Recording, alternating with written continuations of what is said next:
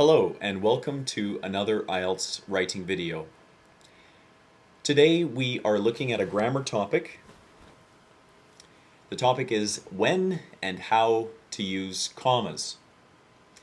I hope in this video that we can go over some of the different ways that we should be employing commas in our Task 1 and Task 2 responses on the IELTS exam. If you find this video helpful, please visit my blog at IELTSIELTS.com. I wanted to start today's video with a definition regarding what a comma is. A comma is a grammatical device that separates words, phrases, clauses.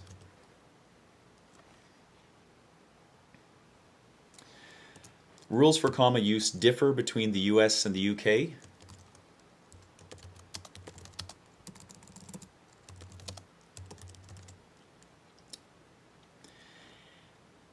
And as you know, on your IELTS examination, you can follow US or UK spelling and grammatical rules, but it's important that you are consistent. So if you start your essay, for example, spelling things the way a British person would spell them, and then if you start employing comma rules the way an American would, that would be a mistake. So a few things to keep in mind are that dates are written differently between the UK and the US. So in the UK, the date today would be written 16 July 2012 versus in the US where it would be written July 16, 2012. And the use of commas in a list of nouns, for example, also differs. So if I were writing the way a British person would write, I would write, I am going to the store to buy milk, comma, eggs, and cheese. However, an American would write, I am going to the store to buy milk, comma, eggs, comma, and cheese. And so the American rule is that if you have 3 or more nouns in a list, that you put a comma before and the final noun. So a couple of small things to remember there. Commas and the rules regarding comma use are subject to a number of exceptions. But in today's video, I would like to present to you the most common and widely accepted rules for comma use. And I hope that these rules help improve your writing. So let's start by talking about when commas should be used. So the first one that most people know is that commas are used in lists or when giving multiple adjectives or adverbs. So in your IELTS essay, there may be an instance when you are giving an example or talking about that example and you want to qualify that example. So you want to share some adjectives to describe or to show, to amplify certain points about the example that you're giving. And you may want to use multiple adjectives to do this. So let's take an example here. So for example, now pretend this is in my IELTS essay. So I'm sharing a real example. For example, Americans are often criticized for being impulsive, comma, indiscriminate, comma, careless consumers. So for example, Americans are often criticized for being impulsive, comma, indiscriminate, comma, careless consumers. Consumers is our noun. So there is no comma that goes before it and the last adjective in the list. But as you can see, after each adjective, impulsive, indiscriminate, we include a comma.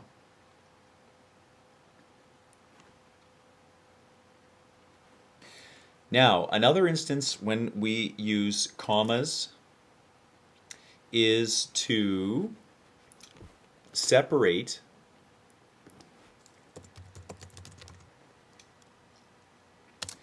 independent clauses. Independent clauses joined by a coordinating conjunction. Now, I know these may be new terms for some of you, so let me just quickly explain what these are. They're not nearly as complicated as they sound.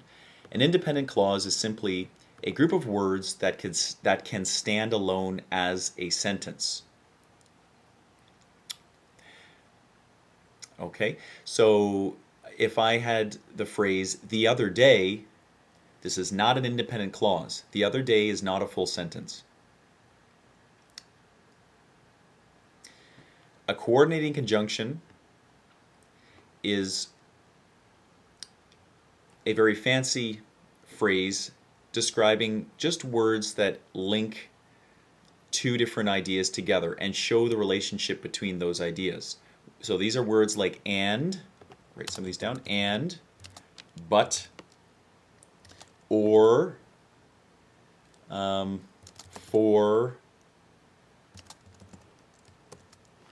Okay, so they show a certain relationship between two ideas. Now, if we were to join two ideas with and, the relationship would be different than if we were to join them with but. So when we have two independent clauses and when we join them with a coordinating conjunction, we need to use a comma to separate the two independent clauses. Now let me give you an example. So if I were to write this, maybe this is the thesis of my essay. So the city of Dubai is known for its role. Oops, little spelling mistake. The city of Dubai is known for its role as a Middle Eastern import hub. Okay, so that's the first independent clause. Now let's put the second one in here. And this is one of the reasons international companies gravitate to it.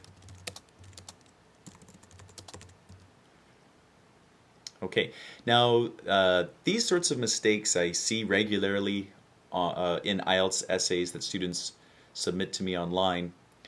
Here we have two clauses that could be their own sentence. This is one of the reasons international companies gravitate to it, is a sentence in itself. The city of Dubai is known for its role as a Middle Eastern import hub is also a sentence. It can stand by itself. And we've joined these two with the coordinating conjunction and. Now, because we've done this, we have to use a comma. Okay, as we have here. Now, I just want to point out something very quickly. Sometimes students are curious when they see symbols like a semicolon, and they wonder, well, when do I ever use a semicolon? A semicolon looks like this down at the bottom. So semicolons can be used instead of this combination. So if I were to stick a semicolon in here, this would be grammatically correct. But the thing is that this is not the stylistic norm in English. People would typically write comma and.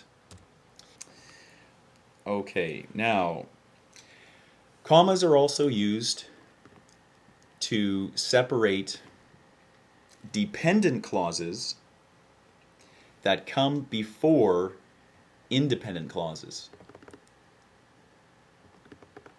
So separate dependent clauses that come before independent clauses.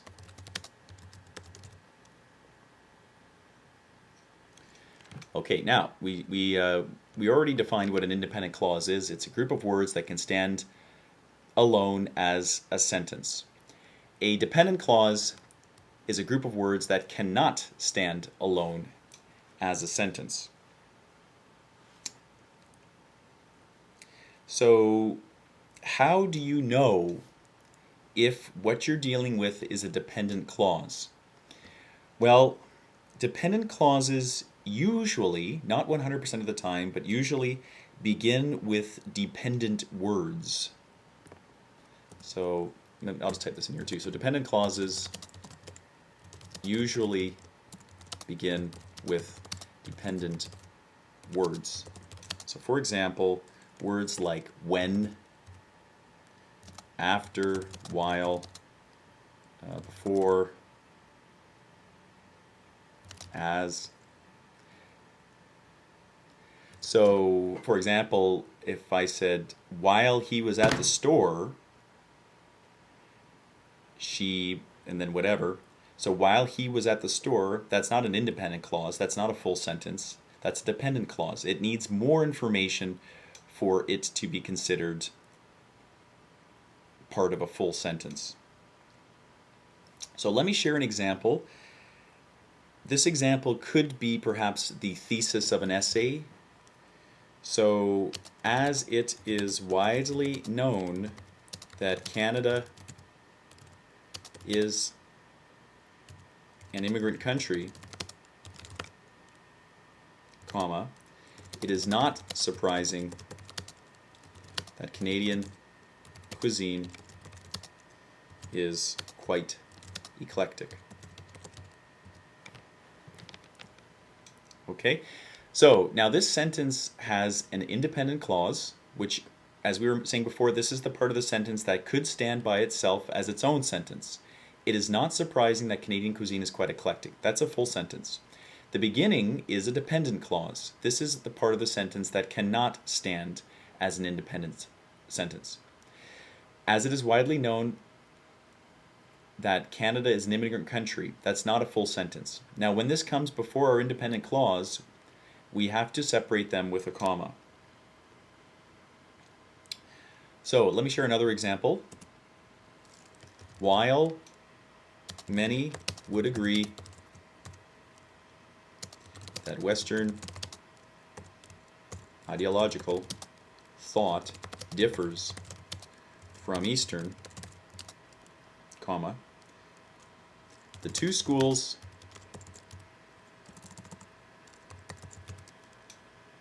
share numerous similarities. Okay, let's put a page break in here. While many would agree that Western ideological thought differs from Eastern, the two schools share numerous similarities. Here we have an independent clause, and here we have a dependent clause. Now, as I pointed out before, dependent clauses can often be identified by the dependent word that they have at the beginning. So if we took this dependent word away and we just had many would agree that Western ideological thought differs from Eastern, that is actually an independent clause by itself. But because we have this word here, it's indicating to the reader that this is not a full and complete thought, that there is something that this dependent clause is modifying. This dependent clause is modifying or augmenting the independent clause that follows it. Okay? So there's a comma that separates the two.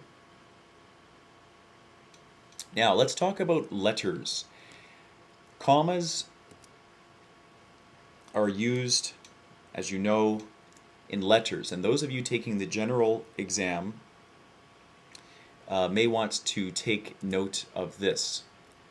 Now, those of you taking the academic exam, don't stop watching yet. We're going to get to task 1, comma use in a second. So, commas are used in letters to indicate direct address. So, I'll give you an example in a second, but commas can be used to show a degree of emotion. So, for example, anger, irritation most commonly. but even sometimes understanding.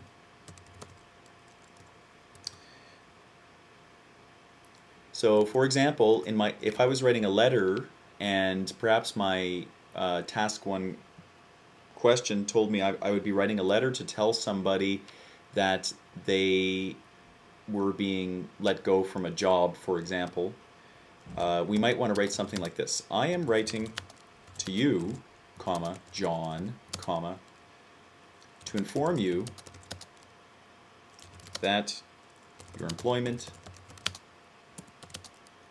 will be terminated as of, and then whatever the date or whatever. But the important thing here is that we are directly addressing John. So we've already stated you, and now we're stating John. And this gives our letter a sense of, I don't want to say urgency, but a sense that something important or an important message is being expressed to John. And to indicate this, we are talking to him directly. Okay, so this is an interesting use of commas that you can employ in your letter, but you cannot use this to address a company. So you wouldn't say, I am writing to you, Microsoft Corporation, to inform you that, and then whatever. This is typically used for names. Now, let's go on to a couple of topics, a couple of instances that you should avoid.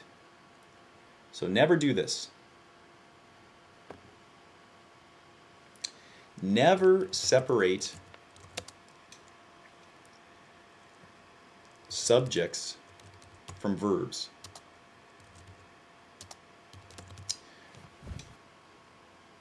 So if we were to write something like the degree to which money acts as a motivator, maybe we'll change that to a workplace motivator, comma, is often debated. I see these kinds of mistakes all the time. The degree to which money acts as a workplace motivator, comma, is often debated. Now, we cannot put a comma here. This is not a combination of an independent clause and another independent clause. This is not a combination of a dependent clause and an independent clause. So we would not want to put our comma right before our verb. That doesn't make any sense. Never do this. Never separate a verb and its object.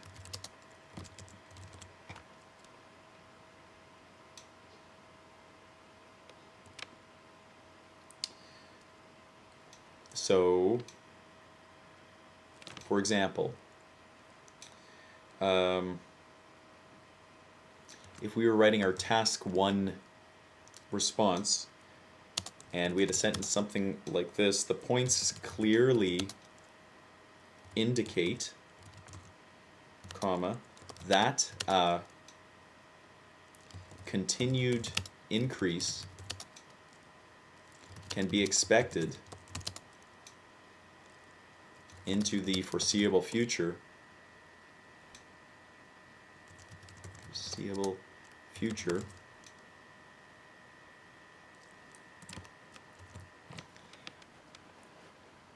Okay, here we would not want to put a comma.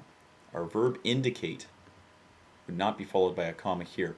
I see a lot of students that, I'm not sure exactly why, but when they have the word that, they often feel as though they need to put a comma before it, or after it sometimes. I'm not exactly sure why that is. But no, you do not need a comma here. Do not separate a preposition and an object. Prepositions are those little irritating words that you have to include to show the relationship between different things. So on, at, under, before, between, these sorts of words. Now if I was to share an example, so a task 1 sentence might read, the trend continues a steady climb to 4,000 units in February. Okay, so maybe we are given a graph and we're describing what happens in the graph, and there's a point in the graph where a trend is seen, it's going up, and it hits 4,000 units in the month of February. So the trend continues a steady climb to 4,000 units in February is a sentence that does not need any comma at all. Okay, I hope that this video helps clear up any issues you have with using commas in your IELTS work. There is a user on YouTube. His videos I find very, very helpful. He's a grammarian. His name is Mr.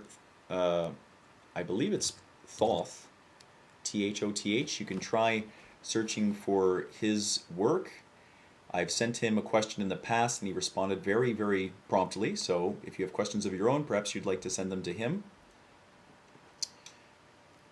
I wish you the best of luck in your studies and in your pursuit of Band 9. Have a nice evening.